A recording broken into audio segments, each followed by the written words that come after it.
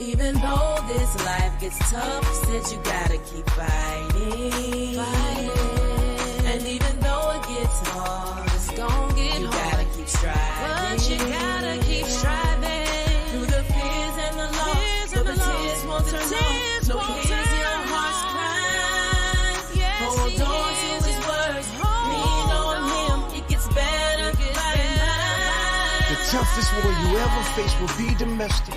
It's elementary, it's been this way for centuries. Cold War was raised against us. Take off them blinders, you will see.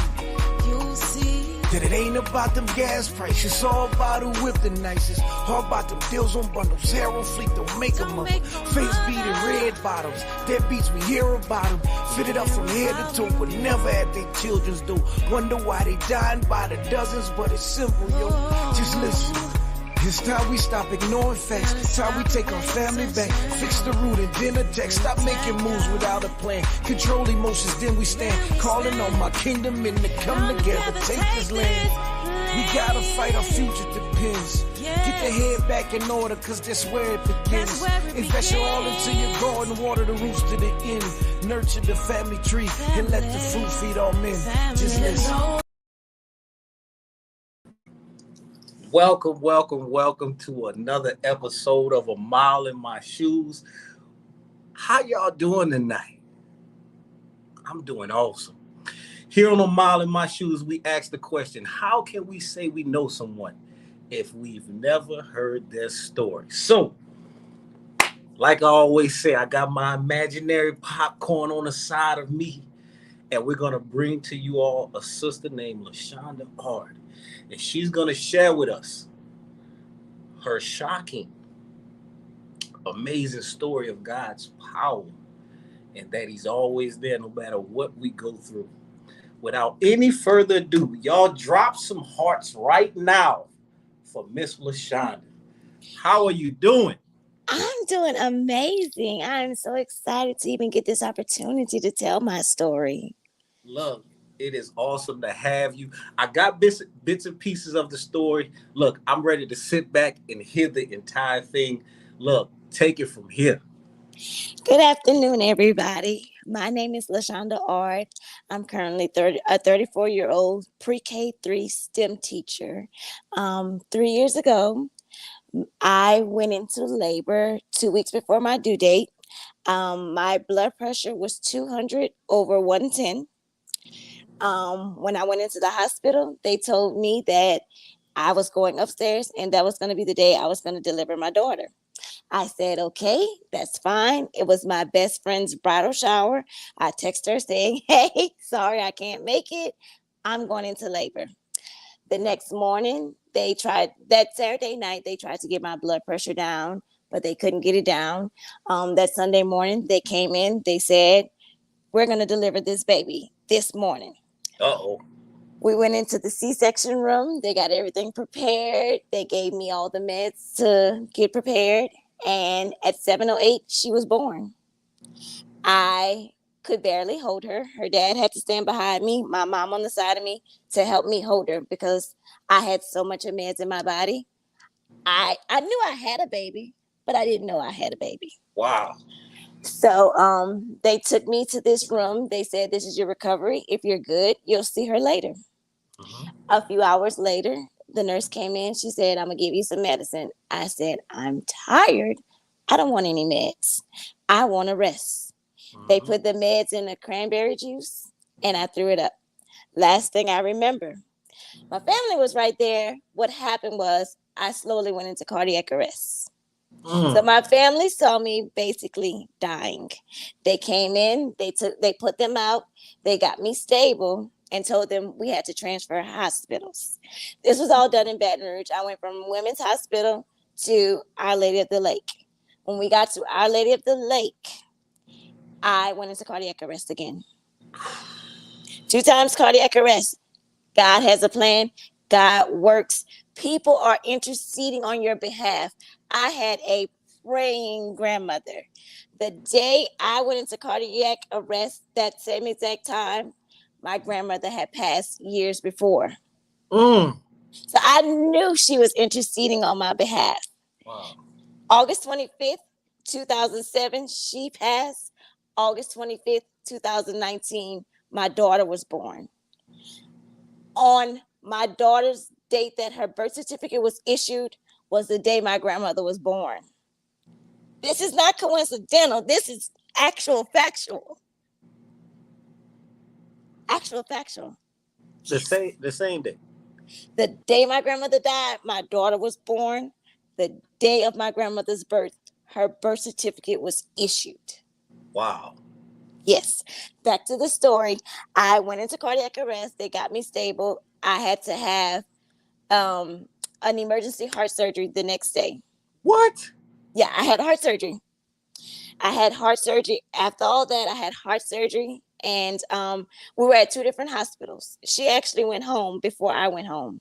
I was in the hospital 9 days without seeing her. Wow. I was on a ventilator for about 4 days, and then the rest was just in the hospital trying to get the blood pressure stable because at that point it was still high. Wow.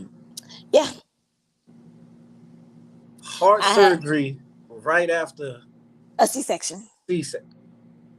Within 24 hours, I had 2 major surgeries. Wow. Yep. I had to learn to walk. I had to learn to talk. Yeah. Because, when tubes are down your throat for so long, it messes up your throat. Yeah. Yeah.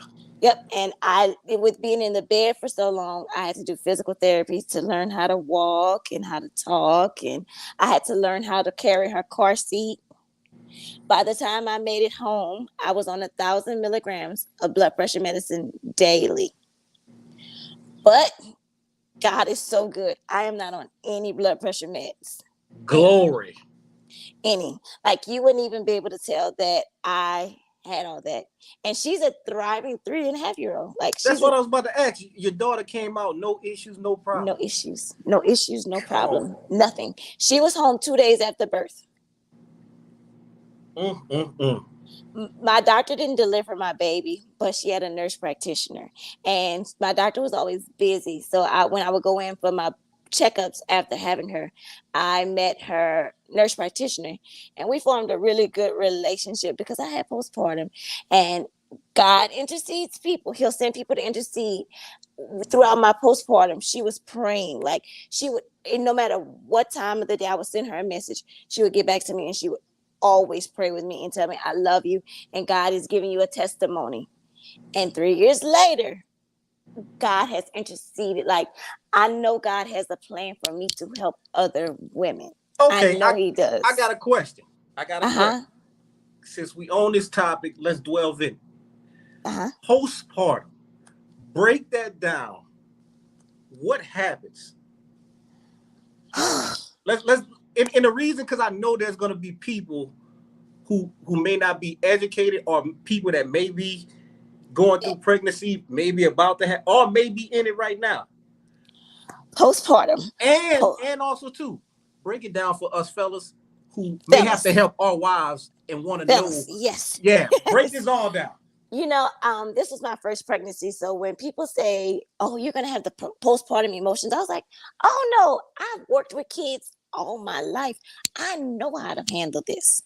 No. It comes with the mood swings, the crying. Like, with her, I did not want her dad to touch her. Like, it was, when I made it home from the hospital, it was, no, you give me my baby when it was our baby. Like, it was, and he didn't understand it either. He just thought it was mean. You're being so mean. Like, it took someone else stepping in saying, you have postpartum. Yeah. Like, even when I went back to work, I didn't understand that I had postpartum. Like, I would literally see other parents' babies, and I'm like, oh my God. I'm boohooing in the carpool line, like, hey, you have your baby, and I don't have my baby. Like, even one night, we live in Baton Rouge, and we went to Lafayette, and my mom was like, I'll keep the baby overnight so you guys could have a break. And I literally boo-hooed. It's those uncontrolled emotions, because for 9 months, that baby's in your tummy, and you're taking care of that baby in your tummy, and now it's nobody there anymore. And it's a new body. You're a new person. You're not the person you were before. Like you're learning to live your new routine and love your body because your body doesn't look the same. Like for me, when I came home, I had the stretch marks. I had the scar from the heart surgery. I had the C-section. So I didn't look like me anymore. Like the person that I knew before was no longer there. Like, Fellas, I hope y'all listening. I'm listening. please listen, I'm fellas. listening. Please. Like, I didn't love me anymore. Like, I didn't love the way my hair was. I didn't love the way my skin was. Because throughout my pregnancy, I had clear, beautiful skin. By the time I made it home, it was all the acne. Like, my clothes didn't fit anymore. Like, the pretty dresses didn't fit. Yeah. Like, I couldn't sit in the tub for an hour and just soak because now I have to go ahead and feed you. Like, I in the morning to get out the house, when I was used to just dressing LaShonda, I had to turn around. I had to dress Amaya.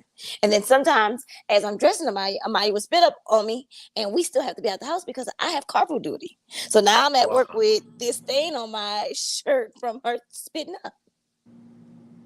So it's yes, it is. It's real. It's not just, man, you are kind of opening my eyes. And I have a son that's 11, but the education on how real it is. It is. It's so real. Like, it's so real. And as a race, people see Black women as they're so strong. And every woman is so strong.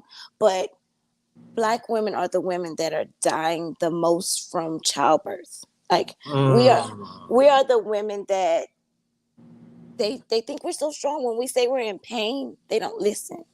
Wow. And I know God has a plan for me. I'm telling you, like, they told my family that Sunday, it was a Sunday, they told them that it's a possibility that you're going to have this baby and this mama won't walk out. Like, they told them that if we come out of heart surgery, you're going to go get the baby from Women's Hospital, put her on her mom's chest because she might not make it. And you on so much medicine, it's kind of like you in a daze to even what's really going on around. I didn't know anything. They put me in a medical induced coma, so I didn't know anything. After heart surgery, I woke up and I said, okay, where's my baby? But I realized I couldn't talk because you got the tubes and all this. And then I see all these big machines with all the numbers. And they handed me a pen and paper and said, you're at Our Lady of the Lake. So I'm like, where's Amaya? And they're like, she's at Women's Hospital. And immediately, as a mom, I'm crying and the blood pressure's going up because I'm like, you said I would see my baby. And it was no, you see your baby because your baby's at a different hospital. Lord have mercy. God is so faithful. Yeah, you changing my whole perspective of how that goes. Now, okay, so let's continue walking a little more. For us husbands and fathers, what can we do? I will say my significant other, like when all hell broke loose in the hospital, he did speak up for me. He did. Like when they kept wanting to give medicine, he said, she doesn't take medicine. This is not what she needs. He did speak up. I will always say, speak up for your significant other because you know your significant other more than these doctors know your significant other. Yeah. I will say if she has postpartum, don't be so quick to think it's just a bad attitude. Because you think, oh, she's having a bad attitude. It's the fact that she doesn't know this new person, whether it's her first baby or her fourth baby. You're adding a new creature to your life and you don't know that person. Wow. Your norm changes, like your love, like you love that baby, but you're losing your old self. Like I was, even like with me and him, I was so used to saying, hey, I'm going to run to the mall. I'm going to run to the store. And it was no longer that. It was, hey, are you going to go to the store? Am I going to go to the store? Someone has to stay here with her. And COVID hit right after that. So it really became, we can't go anywhere. So that's when the postpartum really went through the roof. Because now I'm in the house. Like I had went back to work. And right after I went back to work, the world shut down. So now I'm sad and depressed about postpartum and what I went through as my birth story, but now the world shut down. So now everybody's in the house. But I will say, I read this scripture and it helped me through it. It's Psalms 147:3. He heals the brokenhearted and binds up their wounds. Mm. And I'm telling you, 3.5 years later, I can ride by both hospitals and not cry. I would ride by each hospital and just literally boo-hoo. Boo-hoo with my daughter in the car, and I'm boo-hooing where I could barely see. But now I ride by and I tell her, this is where you were born. This is where mommy had to have a stay afterwards. And even when she asks about my scar, I tell her, I say, that's my love for you. Oh, I loved you so much that now mommy has this scar for forever. drop some hearts for that, man. Drop some hearts for that. That touched my heart right there. No, honestly though, it's a real. I don't hear too many people discuss the topic of postpartum. No one, because I didn't know. Like, no one ever told me what happens in postpartum. They told me you have the baby. They told me you'll cry, but That's it. They didn't say you're gonna not want anyone to touch your baby. Wow. Like, when I went back to work, I sat in the class during nap time because I have pre-K3, and I literally looked at her picture and just cried. And my coworker told me, she said, you're having postpartum.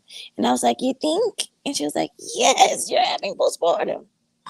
Now, tell me this. During those times, did your significant other give you the space, or did he try to come closer, or that's a case to case basis on? See, I don't think he understood it. He didn't Yeah. understand it. Like, when I would cry, he tried to say, it's going to be okay. It's going to be okay, because he was so worried about the blood pressure.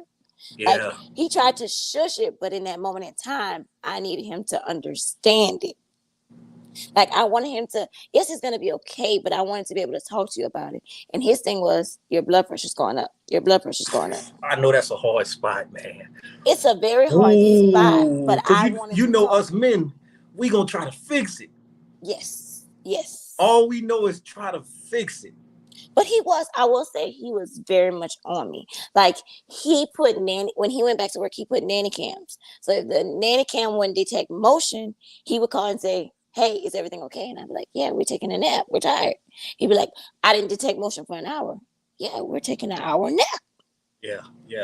He was really like, if I coughed, he'd be like, you okay? You okay? Don't cough. And I'm like, it's just a cough. Like, Yeah. it's okay. Like, if somebody said something about my scar, he would get so upset. I'm like, it's life. It's okay. Yeah. It's a beauty wound. It's okay. People can say something. People can ask. He did not want you to ask me about it. Yeah. But I'm like, I can talk about my scar. Even if it makes me cry talking about it, Yeah. I can talk about it. Because Now, God gives you beauty for your ashes. Now, how did you know you was getting closer to the part of coming out of it? Like, what was the signs that it was finally kind of breaking to where you felt the new normal coming back? I mean, new normal being created. It took some time. It took getting counseling. Mm. I'm in counseling for it. Wow. I'm in counseling. See, I'm loving to hear that because my wife is a therapist, and with us, we struggle. We don't go. But I was a psychology major. Even though I didn't go into the counseling field, I was a psychology major. So I know the signs that you need counseling. And I'm in counseling. I had a counseling session yesterday and we talked about it. Now, what can, anytime somebody comes on, they say that, what can you give to encourage the people who are thinking about it, but kind of like on the fence and worried about others? And what can you give them to kind of give them some courage to actually go get the counseling? Nobody has to know you're in counseling. It is a space for you to talk to that therapist, and that therapist won't tell anybody. Mm-hmm. My counselor doesn't tell anyone, and she's actually a church member of mine. Wow. And not many people know that she's my therapist. Wow. But I love it because she's a church member. So even though I'm getting counseling, she's still putting God in it. So although I'm telling you about what I feel, you still intercede with God. So that's why I say God will put people to intercede on your behalf. Because let me tell you, before I started counseling with her, I called this other lady and I was like, I need counseling. And she was like, oh, okay, we'll set it up. Then she texted me back and she said, I can't accept your insurance. So I was like, okay, Lord, you leading me to go to my church member. So I reached out and instantly she was like, yep, we can set you up for a session. So Faith-based counseling. Yes. Yeah. Yeah. And the name of her counseling is Gracefully Purposed. So yeah, God is interceding, like he's sending people to intercede on your behalf. Gracefully purposed. So, another question. Did y'all go through things just as far as getting that new balance with you and him? It was rough. It was rough because he's a truck driver. So he was off 2 weeks altogether through everything.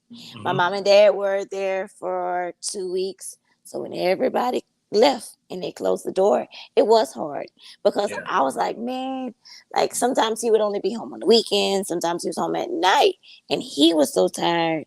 And then when I went back to work, it took a lot to get that balance. It took a lot.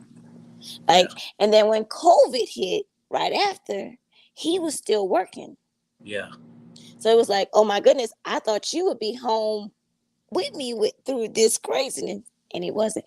It took a lot of work to get that balance. That's a hard spot for us fellas, like to be in. Like it seems like the way the world make it is to where either you making money and you can't be with your family, or you sacrifice the money to be and with you your get family. to be. It's hard. a hard It's spot. a hard spot because, and I hate to say this because, man, the world puts it harder on a Black father. Like when we were at the hospital, we didn't sign her birth certificate till after I came home from the hospital. So it was late into September. We signed her birth certificate. And he sat down with me. And I didn't remember a lot of the things about how we said we were going to spell her name, the day she was actually born. And, we were sitting down with, I think it was Public Records. And they were like, he started out doing everything. He had to take her to her first doctor's appointment too. And they were like, oh, you're letting him sign first. And I was like, yeah, he's a father. He's going to sign first. Like, he, even like with her doctor's appointment, the doctor met him first. Yeah. Like, even now, he gets the emails saying about her doctor's appointment. And, I just applaud him because Black fathers get so much of criticism. Like, so much of criticism. Let's drop some hearts for him for being there, man. And being strong through this process, man. Yeah, because he had to go take her from the hospital. Like when she was discharged, I was still in ICU. So he had to go get her. Man. Yeah, like it's almost like you were going to be a single father. Wow. Now tell me this. Also, too, let's talk on this subject. What's the importance of actually having that significant other who is going to be there for you? Because speak to the community of people having those kids and not really sturdy in their relationship. That's another thing that we struggle with.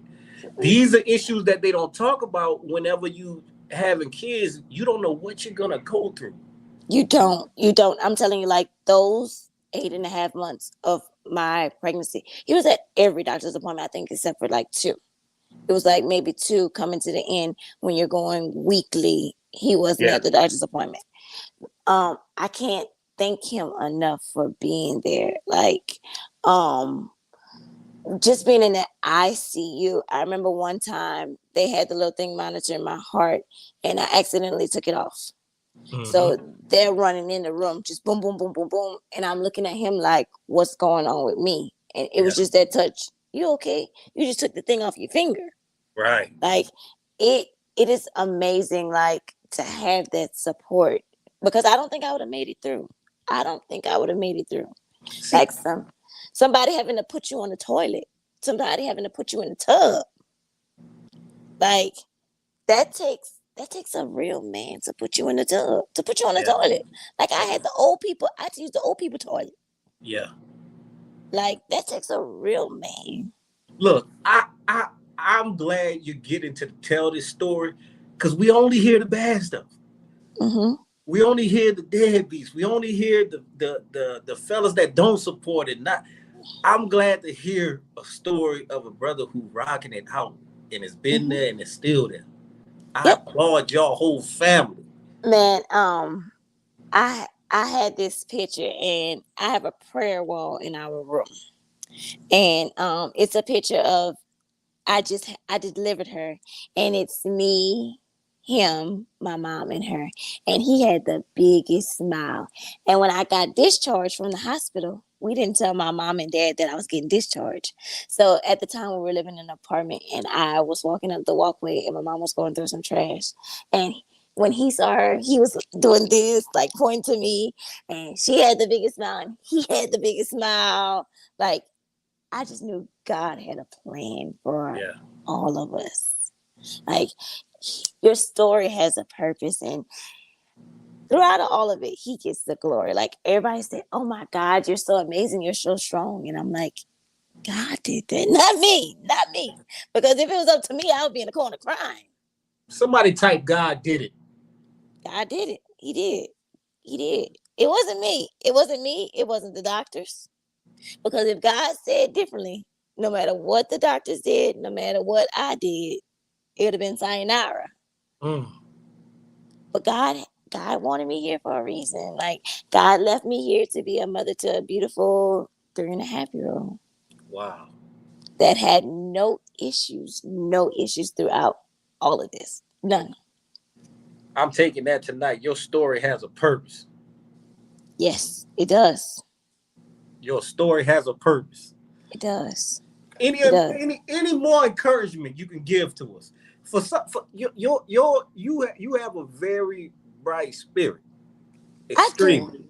I do. I've always had an extremely bright spirit. Now, I will say, after having her, I did a lot of crying. And when I first came home, I was holding her and I was crying. I was like, Lord, I know you did this for a reason. And she smiled at me. Only a few days on, I was like, oh God, you really, really hear me. You hear me. Because for the first few days after her, I was like, God, how could you? Like, I see all the moms that abuse their kids. I'm like, I don't do drugs. I don't do none of this. Like, how could you let me go through this?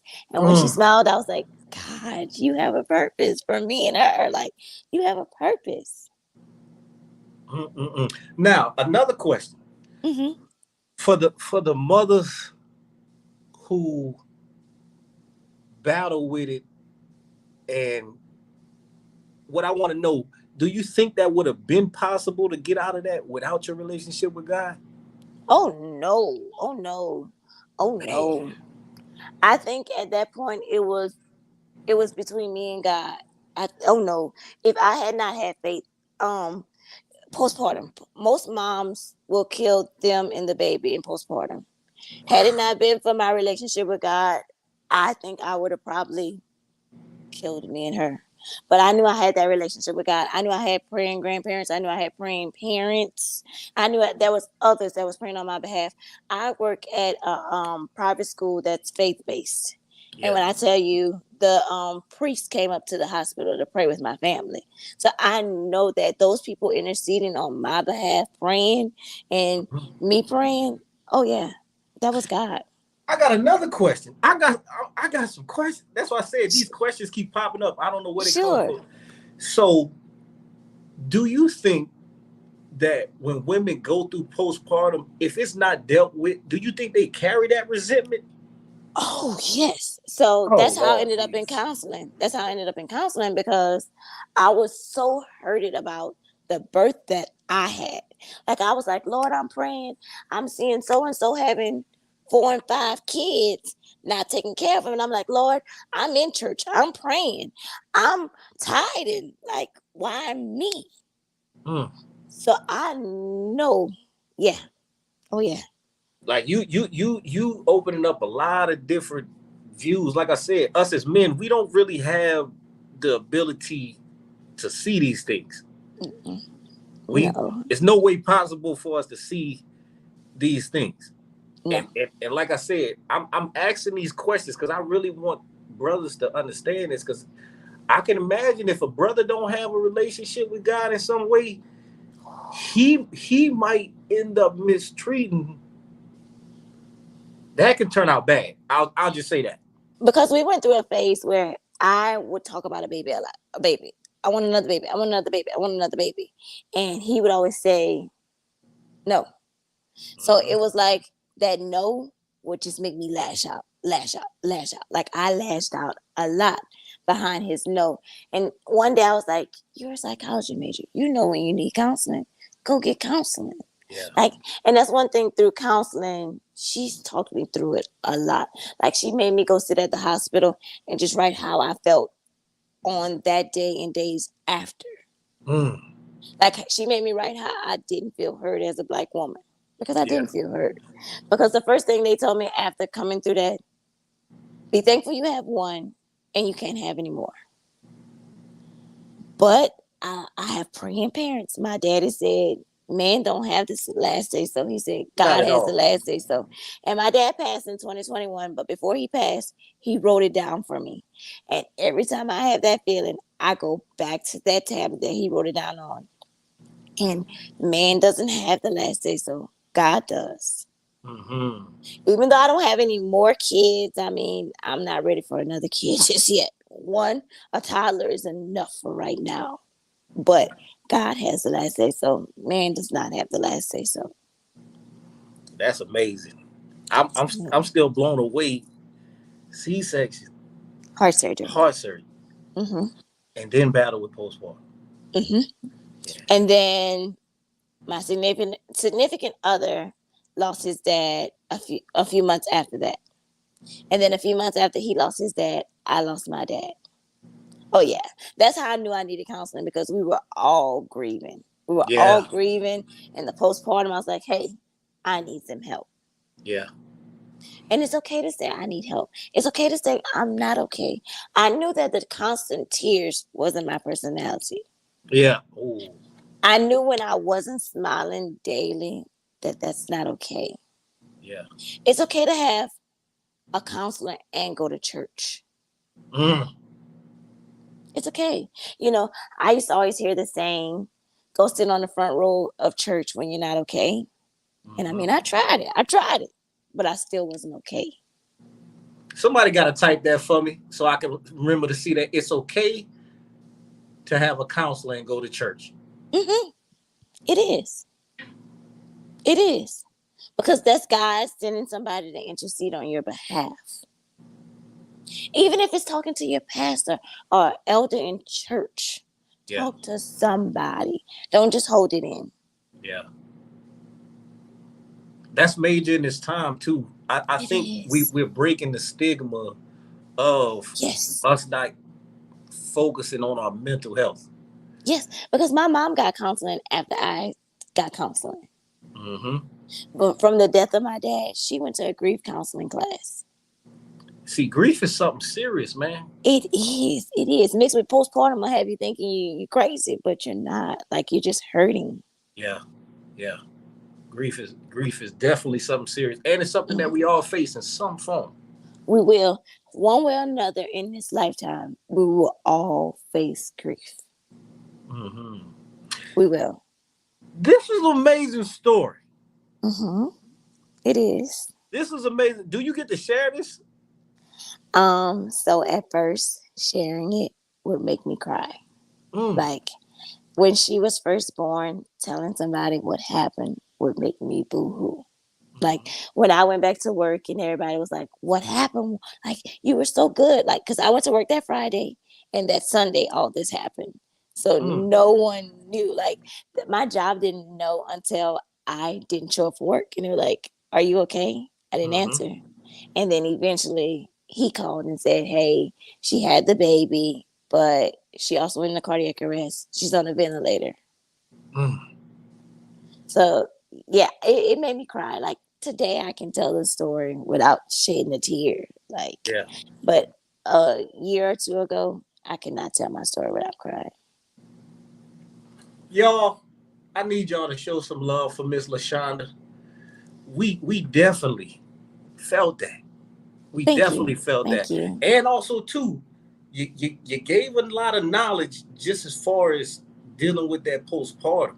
Mm-hmm. And Mm-hmm. I'm gonna take that knowledge for the future. And like I said, I hope a lot of people be able to see this and take Yes. the experience Yes. that you had and be able to help.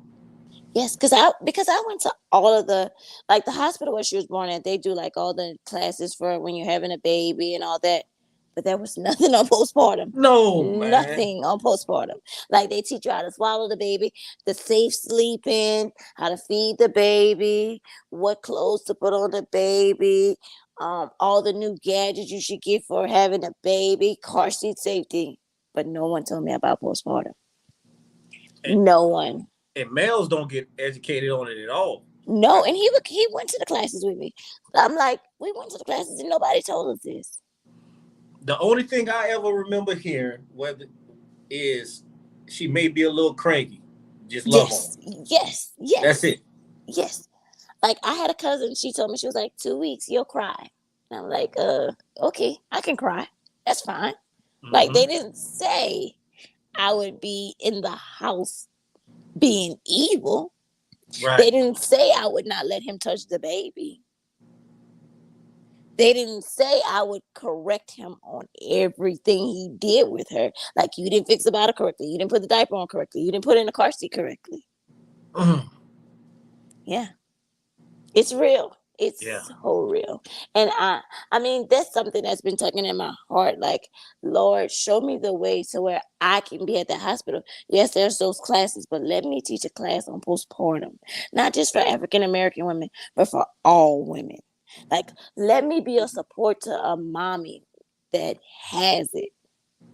Like, I told my coworker, she had a baby in February. I said, if you're not okay, speak up. If you feel something different, speak up. Don't just bottle it in, because we're taught to, as a woman, you got to do this, keep it going. No, speak up. It's okay. Yeah. It's okay. And look, I encourage you, with all this technology we have out now, you could do it. Thank you. The same way we sitting right here talking, I encourage you to use what you've been through to educate, because you educated me. Thank you. I appreciate that. I thank you for letting me tell my story. We appreciate it. I'm serious. I will. I'll step out and do that. Because that's information that we need to know. And I'm not saying any race. That's just everybody in general.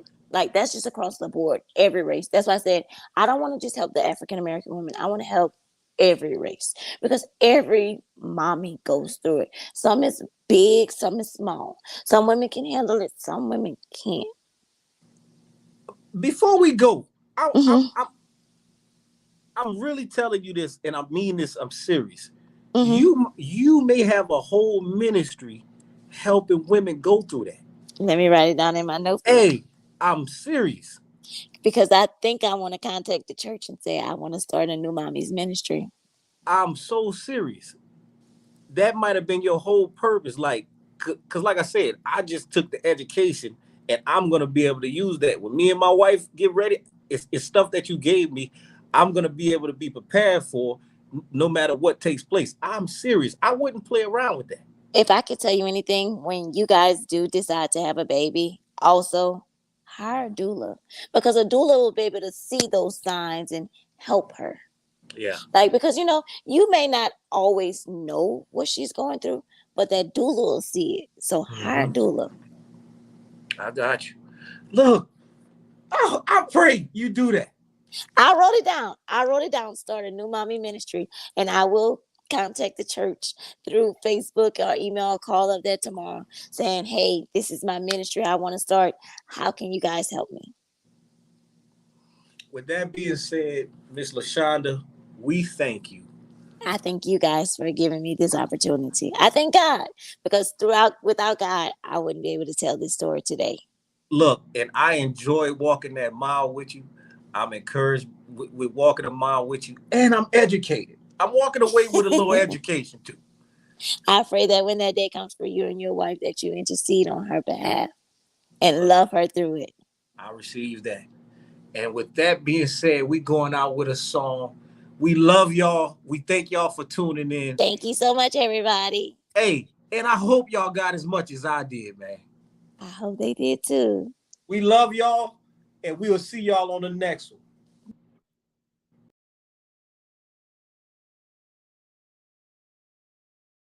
This life gets tough, said you gotta keep fighting. And even though it gets hard, you gotta keep striving. Through the fears and the loss, so the tears won't turn off. No, he hears your heart's cry. Hold on to his words, lean on him, it gets better by and by. And to my queens, I see y'all in a different way. It's more to y'all than posing pictures on your Facebook page. God giving power to uplift a man and make a slave. Speak life into our dreams, or tear us down and watch us fade away. Know your position, cause you're right up to the family structure. No replacing any mother. Careful how you treating love.